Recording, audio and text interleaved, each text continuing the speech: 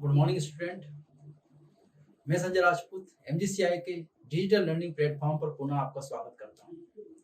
आज हम इस बायोलॉजी में तीसरा टॉपिक उठाने वाले हैं, जिसके IMP क्वेश्चंस हम आज हल करने वाले हैं। IMP क्वेश्चन सीरीज की IMP क्वेश्चन सीरीज का तीसरा टॉपिक है श्वसन या रेस्पिरेशन, और रेस्पिरेशन के IMP क्वेश्चंस आज डिस्कस करने वाले हैं।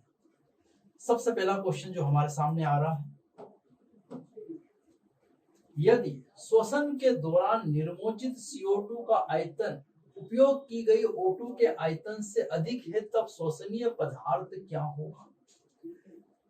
If volume of CO2 liberated during respiration is more than the volume of O2 used, the respiratory substrate will be.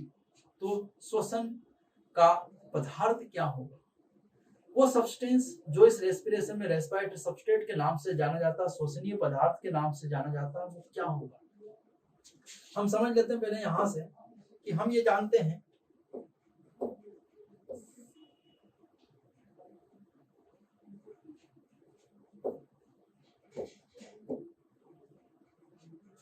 कि RQ बराबर वॉल्यूम ऑफ CO2 बटे वॉल्यूम ऑफ O2, ये हम जानते हैं। और कार्बोहाइड्रेट के लिए जब श्वसन का गुणांक होता है तो CO2 और O2 छे होते हैं। छे मतलब सीधी सी बात है, RQ का मान क्या होता है? 1। लेकिन यहाँ जो प्रश्न है, इस प्रश्न में क्या दिया है ये समझना है। CO2 liberated during respiration is more, ज्यादा है, और O2 कम है। सीधी सी बात है, यहाँ पर CO2 का मान ज्यादा है और O2 का मान कम है। CO2 जो लिबरेट हो रही श्वसन में, उसका मान ज्यादा और O2 का मान कम है। मतलब ऊपर वाली संख्या मान लो बड़ी और नीचे वाली संख्या क्या है? छोटी। तो जब भाग देंगे वो 1.44 कुछ इस प्रकार की संख्या आएगी। मतलब RQ का मान 1 से क्या आएगा? अधिक। और RQ का मान यदि 1 से अधिक है तो वो श्वसन का गुणांक वाला पदार्थ हम जानते हैं कौन सा होता है? कार्बनिक अम्ल या ऑर्गेनिक एसिड होता है। क्योंकि कार्बोहाइड्रेट में RQ का मान 1, प्रोटीन और वसा या फैट है, इनमें RQ का मान 1 से कम, और ऑर्गेनिक एसिड कार्बनिक अम्ल में RQ का मान क्या होता है? 1 से अधिक। तो इस परिस्थिति में RQ का मान क्या आएगा? 1 से अधिक। तो सही उत्तर क्या है? कार्बनिक अम्ल या ऑर्गेनिक एसिड। अब चलते हैं यहाँ से अगले प्रश्न की तरफ बच्चों। अगला प्रश्न है, दिए गए समीकरण पर विचार कीजिए। इस स्थिति में RQ का मान ज्ञात करना है। अभी जो मैंने बताया, RQ का मान ज्ञात करना इस परिस्थिति में। RQ बराबर हम जानते हैं, अभी मैंने बताया, CO2 बटे O2। इस अभिक्रिया में यहाँ जो ये पदार्थ दिया है, हमें नहीं मालूम कौन सा पदार्थ है ये, और इसका RQ क्या वैल्यू है। हमें तो O2 और CO2 देखना है। इस अभिक्रिया में अभिक्रिया चल रही है। CO2 का मान कितना है? 102, सामने दिख रहा है 102, और O2 कितना लिया है? 145। अब हम 102 में 145 का मतलब 102 में 1045, 102 को 145 से हम डिवाइड करेंगे तो वैल्यू हमेशा पॉइंट में आएगी, लगभग 0.7 आएगी। मतलब वैल्यू ऊपर वाली संख्या छोटी और नीचे वाली बड़ी है तो हमेशा मान 1 से क्या आता है? कम।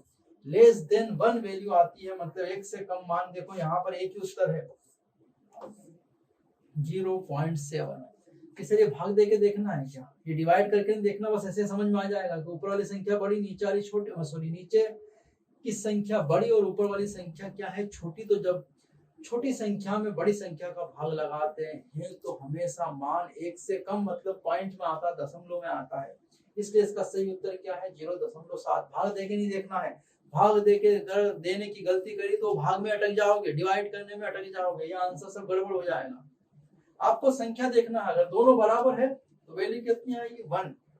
ऊपर वाली बड़ी, नीचे वाली छोटी, तो वैल्यू क्या आएगी? More than 1। और एक ही ऑप्शन मिलेगा, दो नहीं मिलेंगे कभी भी आपको। नीचे वाली बड़ी और ऊपर वाली छोटी, तो वैल्यू क्या आएगी? Less than 1। और एक ही ऑप्शन मिलेगा, जैसा यहाँ 0.7 दिया गया है। ये आसानी से इन प्रश्नों को आप क्या कर सकते हो? हल कर सकते हो।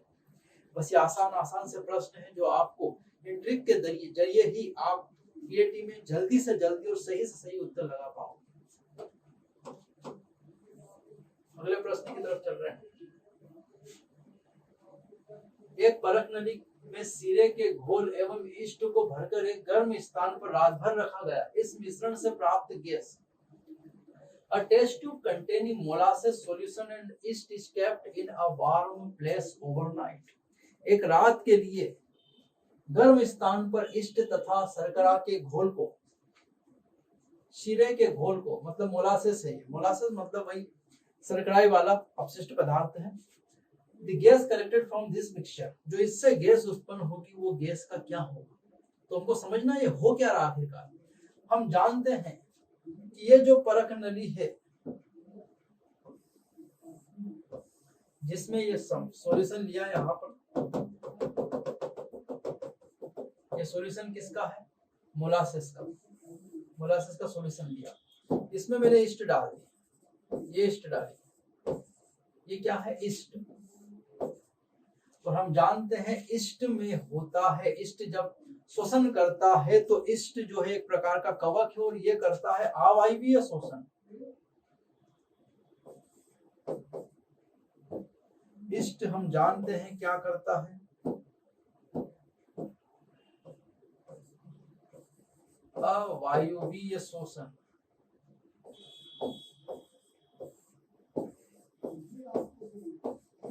और अवायवीय शोषण को हम जानते हैं ग्लूकोज का अपूर्ण ऑक्सीकरण होता है जिससे C2H5OH एथिल अल्कोहल और क्या निकलती है, कार्बन डाइऑक्साइड यहाँ से क्या होती है, मुक्त। कौन कौन सी गैस मुक्त होगी, एथिल अल्कोहल और कार्बन डाइऑक्साइड, दोनों गैसें मुक्त किसमें होती है, अवायवीय शोषण, क्योंकि ईस्ट क्या करता है अवायवीय शोषण।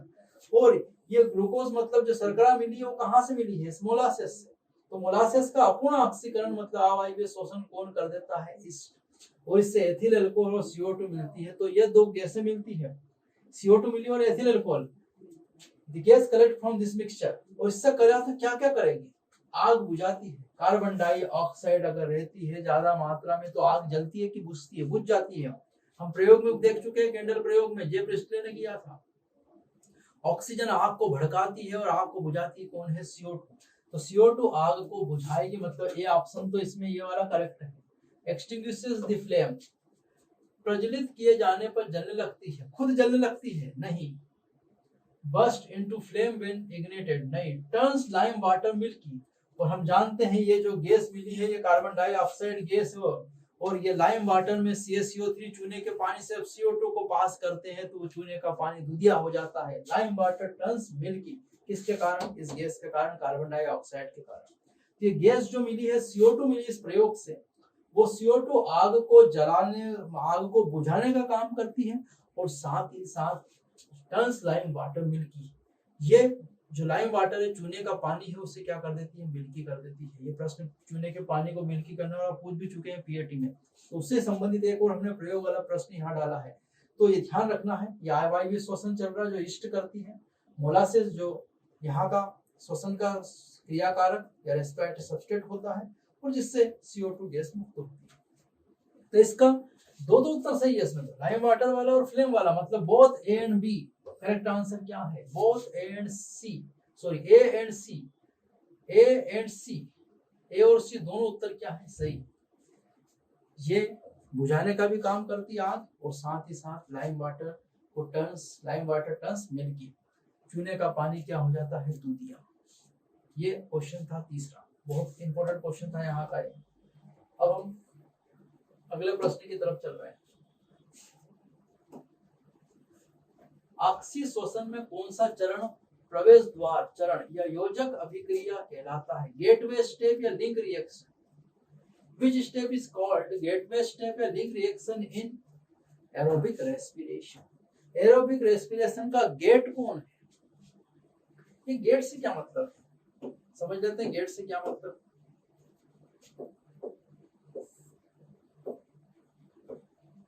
हम जानते हैं ग्लूकोज से ग्लाइकोलिसिस,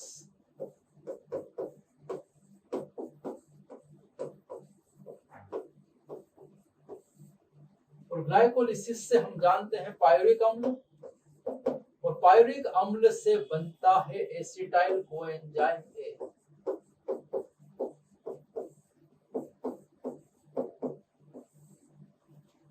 वैसा ही वसा या फैट से होगा और वैसा ही प्रोटीन से होगा। कोई सा भी क्रिया कारक हो, ग्लूकोज हो, वसा हो या प्रोटीन हो, इन तीनों में बनता क्या है? Acetyl coenzyme A.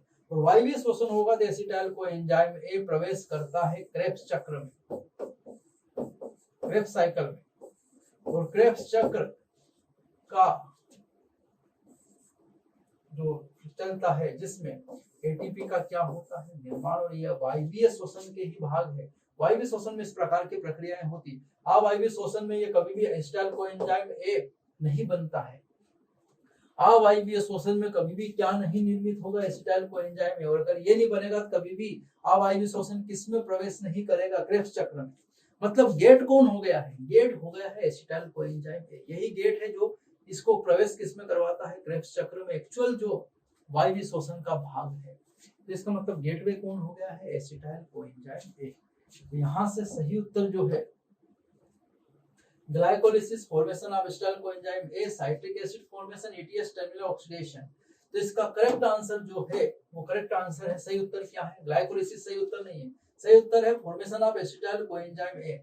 Acetyl coenzyme A का निर्माण ही जो है वो गेटवे है किसका? इस वायवीय श्वसन या एरोबिक रेस्पिरेशन का। साइट्रिक एसिड फॉर्मेशन नहीं है, क्रेब्स चक्र का प्रथम उत्पाद है। ईटीएस से कोई लेना देना है ही नहीं। तो बचा क्या यहाँ पर? एसिटाइल कोएंजाइम ए ही वो गेट है जिससे ये अभिक्रिया किस में प्रवेश करती है? एरोबिक या वायवीय श्वसन में, क्रेब्स चक्र में।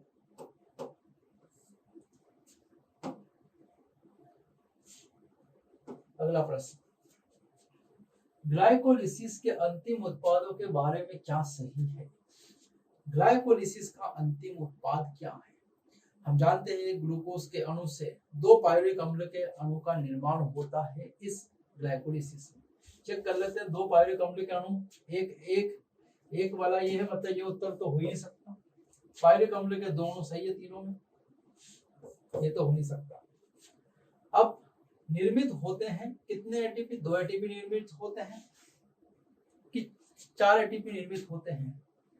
एटीपी कितने निर्मित होते हैं? यहाँ पर 2 एटीपी क्या होते हैं निर्मित? उत्पाद 2 एटीपी का, 4 बनेंगे पर 2 खर्च हो जाएंगे, बचे कितने? 2 एटीपी निर्मित होते हैं।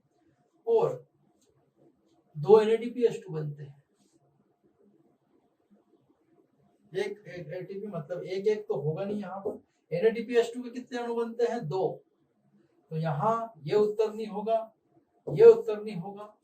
एटीपी भी निर्मित होंगे, मतलब ये उत्तर भी नहीं होगा। तो सही उत्तर क्या है? पहला। 2 पायरुविक एसिड के अणु, 2 एटीपी और 2 NADPH2। 2 NADPH2 मतलब 3 बराबर 6 एटीपी और धन 2 एटीपी मतलब कितने हो गए हैं total ATP? Net gain ATP का कितना है? 8 एटीपी। ग्लाइकोलिसिस का बार बार कहा है हमने।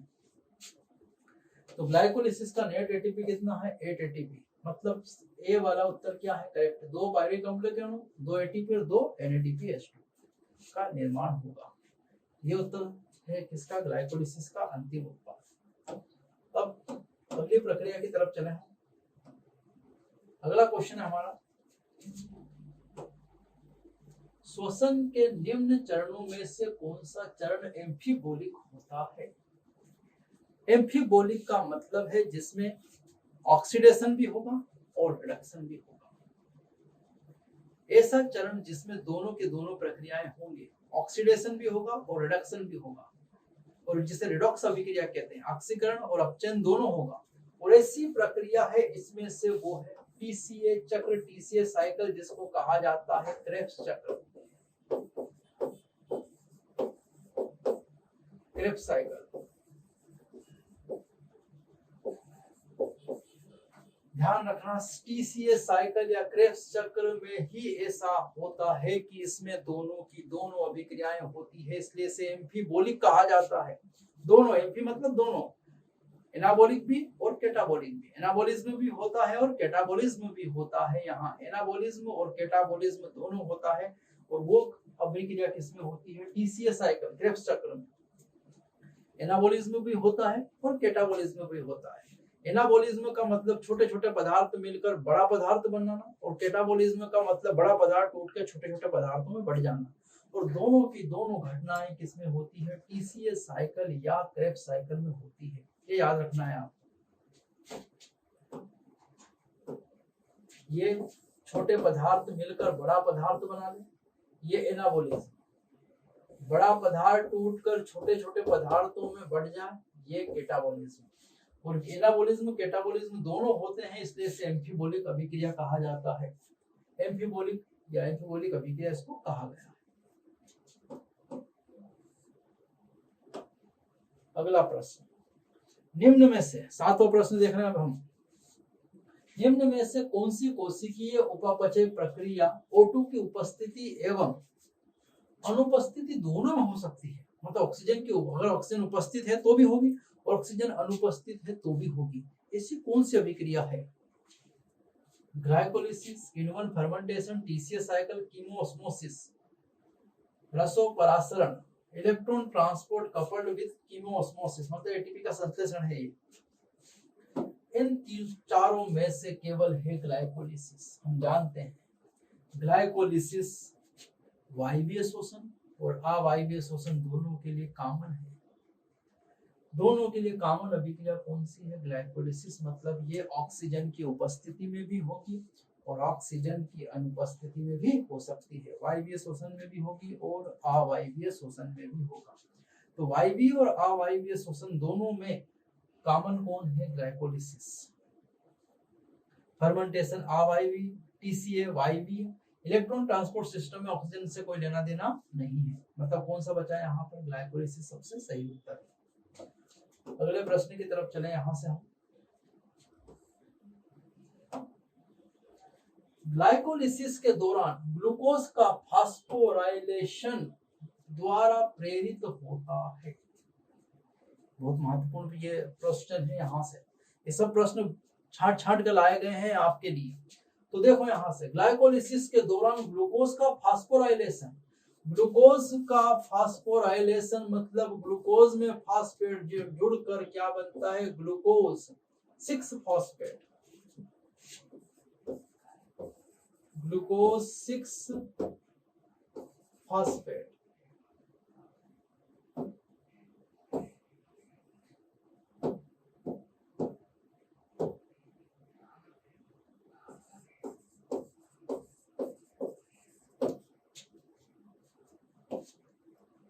Glucose 6 phosphate. तो ग्लूकोज में क्या जुड़ा है? फॉस्फेट। तो क्या बना? Glucose 6 phosphate. मतलब ग्लूकोज का फास्फोराइलेशन किस के कारण होता है? तो वो एंजाइम है हेक्सोकाइनेस। हेक्सोकाइनेसिस अभिक्रिया को क्या करता है? परफॉर्म करता है। ग्लाइकोलिसिस की अभिक्रिया है। ग्लूकोज 6 फॉस्फेट में, ग्लूकोज 6 फॉस्फेट फ्रक्टोज 6 फॉस्फेट में, जो हम पढ़ चुके हैं ग्लाइकोलिसिस की अभिक्रिया।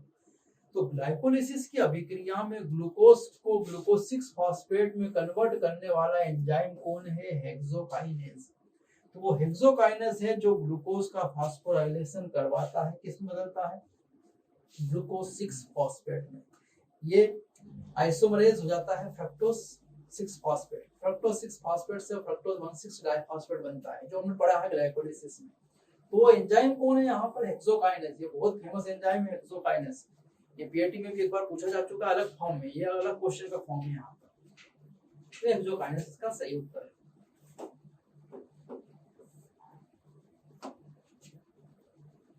अगला प्रश्न, निम्न में से कौन श्वसन की उच्च दर को प्रदर्शित करता है? Which of the following exhibits the highest rate of respiration?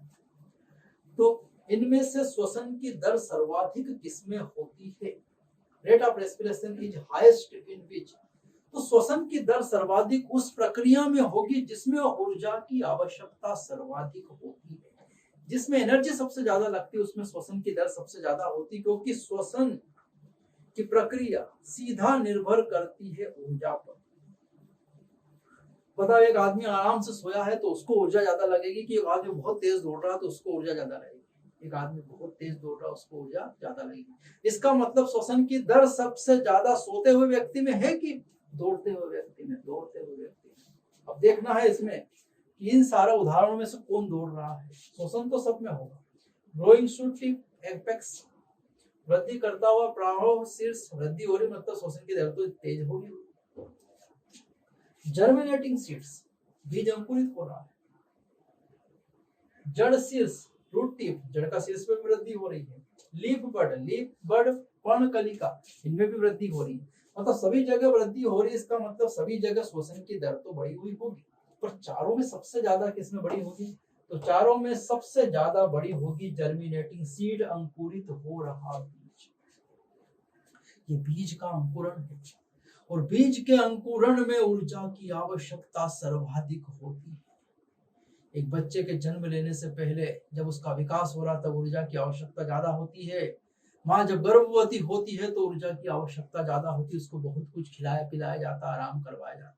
तो बच्चा जन्म ले लेता है, उसके बाद में माँ को ऊर्जा की आवश्यकता इतनी नहीं होती, और बच्चा भी आराम से इस वातावरण में खा पी कर बड़ा हो जाता है। तो यहाँ जर्मिनेटिंग सीड से अंकुरित हो रहा बीज है, उसमें ऊर्जा की आवश्यकता सबसे ज्यादा होगी, मतलब श्वसन की दर सबसे ज्यादा किसमें होगी? जर्मिनेटिंग सीड, उगता हुआ बीज, अंकुरित बीज जो है। तो सही उत्तर इसका यहाँ से बकरी होगा। अगला प्रश्न देखते हैं।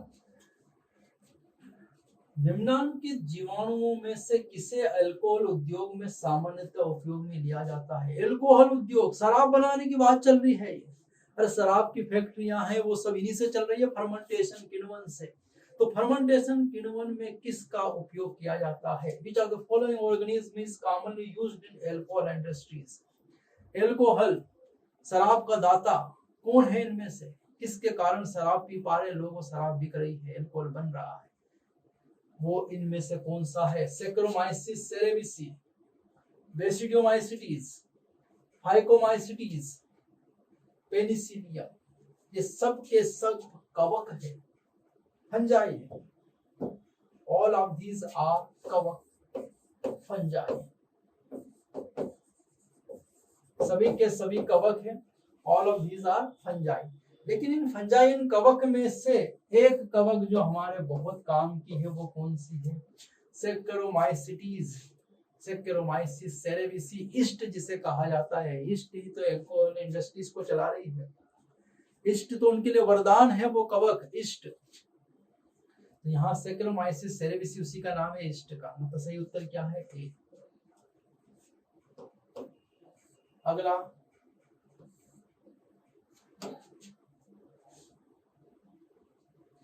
ऑक्सीडेटिव फास्फोराइलेशन होता है। ये बहुत फेमस प्रश्न है, पिछले बार भी पीएटी में आया है, अलग रूप में आया है, रूप बदलता है, मैंने बताया है। प्रश्न वही आएंगे, रूप बदलेंगे, वो रूप ही सिखा रहा हूं तुमको मैं। कोई कुछ भी रूप बदल रहे, हम पहचान जाएंगे उसको। तो ऑक्सीडेटिव फास्फोराइलेशन होता है। ऑक्सीडेटिव फास्फोराइलेशन इज, क्या है ऑक्सीडेटिव फास्फोराइलेशन? फास्फोराइलेशन जो मैंने बार बार बताया है आपको कि फास्फोराइलेशन का मतलब है एडीपी से एटीपी का निर्माण होना ही क्या कहलाता है? फास्फोराइलेशन। प्रकाश की उपस्थिति में हो तो फोटोफास्फोराइलेशन, प्रकाश के से कोई लेना देना नहीं हो तो फास्फोराइलेशन, और अगर ये ऑक्सीजन की उपस्थिति में हो तो इसे क्या कहा है? Oxidative phosphorylation. ऑप्शन चेक कर लेते हैं। Formation of ATP by transfer of phosphate group from substrate to ADP, मतलब तो फास्फोराइलेशन की बात कर रहा है। एक क्रियाधार से एटीपी का निर्माण नहीं, oxidation of phosphate group in ATP, phosphate group का ऑक्सीडेशन एटीपी में होना, फॉस्फेट वर्ग का एटीपी में ऑक्सीकरण, addition of phosphate group to ATP, direct ATP में addition, phosphate group to ATP, ATP में फॉस्फेट ग्रुप का oxidation of phosphate group in ATP, ATP में फॉस्फेट ग्रुप का ऑक्सीडेशन होना नहीं, formation of ATP by energy released from electron removed during substrate oxidation. तो electron की ऊर्जा से उस फॉस्फेट का किससे में जुड़ना? एडीपी में जुड़ना, और किसका निर्माण करना? एटीपी का, सबस्ट्रेट से। यह भी ऑक्सीडेशन की प्रक्रिया के द्वारा क्या कहलाता है? Oxidative phosphorylation. तो यह करेक्ट आंसर है, डबल उत्तर सबसे क्या है? सही। क्रियाधर के ऑक्सीकरण के दौरान क्रियाधार के ऑक्सीकरण के दौरान, क्रियाधार मतलब एटीपी, इलेक्ट्रॉन के अलग किए जाने से उत्पन्न ऊर्जा द्वारा एटीपी का निर्माण। इलेक्ट्रॉन का अलग होगा तो उससे जो ऊर्जा उत्पन्न होगी उस ऊर्जा से एटीपी का क्या हो जाना, निर्माण हो जाना। मतलब ऑक्सीडेशन हुआ होगा तभी तो इलेक्ट्रॉन अलग हुआ होगा, और जब इलेक्ट्रॉन अलग हुआ, ऑक्सीकरण हुआ है तो एटीपी का निर्माण हुआ, इसलिए इसका नाम ही क्या रखा है, ऑक्सीडेटिव फास्फोराइलेशन। आपको सीधा उत्तर ही याद रखना है, क्रियाधार के ऑक्सीकरण के दौरान इलेक्ट्रॉन के अलग किए जाने से उत्पन्न ऊर्जा द्वारा एटीपी का निर्माण होना। फेमस क्वेश्चन है। अगला प्रश्न, अवायवीय श्वसन एनारोबिक रेस्पिरेशन के दौरान निम्नलिखित में से क्या नहीं बनता? Which of the following is not formed during anaerobic respiration? Anaerobic respiration, aerobic नहीं है, एनारोबिक रेस्पिरेशन में क्या नहीं बनता है? अवायवीय श्वसन में क्या नहीं बनता है? पायरुवेट, पायरुविक अम्ल बनता है, एथिल अल्कोहल भी बनता है, CO2 भी बनती है, एसिटाइल कोएंजाइम ए कभी भी नहीं बनता। करेक्ट आंसर क्या है, एसिटाइल कोएंजाइम ए। क्योंकि अभी मैंने बताया एसिटाइल कोएंजाइम ए केवल और केवल किस में बनेगा, वायवीय श्वसन एरोबिक रेस्पिरेशन। और ये किसकी बात कर रहा है, एनारोबिक रेस्पिरेशन, अवायवीय श्वसन की बात कर रहा है। तो श्वसन रेस्पिरेशन चैप्टर श्वसन से संबंधित ये क्वेश्चन थे जो हमने यहाँ डिस्कस किए हैं।